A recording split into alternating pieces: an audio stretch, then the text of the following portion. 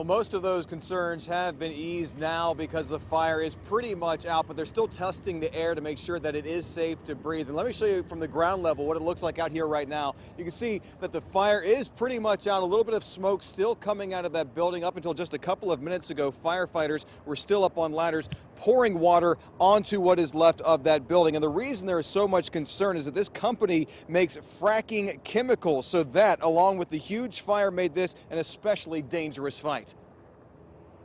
This thick, black, choking smoke pouring out of a chemical company filled the sky, burning right next door to Jeff Mattis's business. He and a driver were outside when it started. He pointed up in the air, and I looked up, and there was just probably smoke billowing out of the building next to our building, probably 400 or 500 feet in the air. The smoke could be seen for miles. Firefighters from more than 20 departments attacking the flames from the air. Even so, it spread to a second building.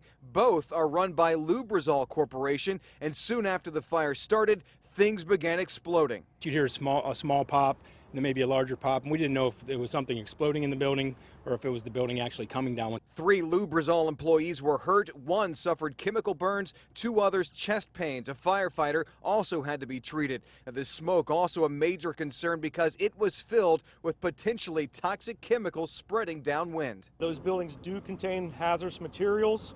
Right now we know of 2 hazardous materials that are involved in the fire, one being ammonium persulfate, the other being sodium chloride. Nearby homes were evacuated along with 2 other business parks. Authorities in Beaver County told schools in Ambridge, Hopewell, and Aliquippa to shelter in place. This afternoon, Lubrizol told me the fire started when chemicals used in fracturing were being added to a production tank. Investigators haven't confirmed exactly how it started yet, focusing instead for now on getting the flames under control.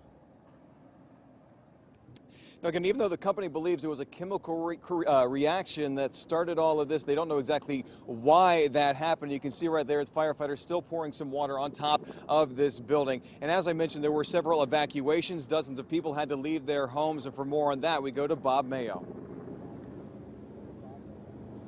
Bob, when the evacuees heard the emergency responders come knocking and saying they had to leave now, that staying in place was no longer an option, they were directed here to the Quaker Valley High School gymnasium, where they were put in a gym waiting for word of when they'd be able to return to their homes.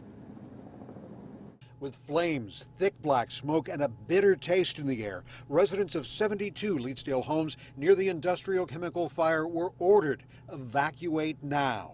The police came and started pounding on the doors, and they had a few cars behind the police cars, so they were getting people out. A handful of elderly Leetsdale evacuees were bused here to the Quaker Valley High School gym, including 91-year-old Margaret Catula. That's when I heard the sirens, and then they came knocking on my door because I can't hear very well. 71-year-old Amos Cameron's daughter urgently reached him from out of state. When she called, to make sure I was okay.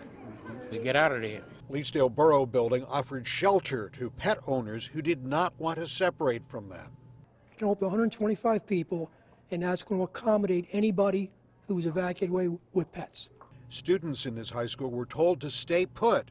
A school administrative office nearer the fire was cleared. Well, we've safely evacuated our staff from the Leetsdale Industrial Park. Our students here are fine, they're safe. We're taking the direction of emergency personnel. Concerns about today's exposure troubled some evacuees. It was a chemical gas fire. That kind of worried me. Still worries me. What are we breathing in? Late this afternoon, the all clear came. The evacuees were told they could return to their homes, the last of them clearing out from here in the past hour. Reporting live, Bob Mayo, Pittsburgh's Action News 4.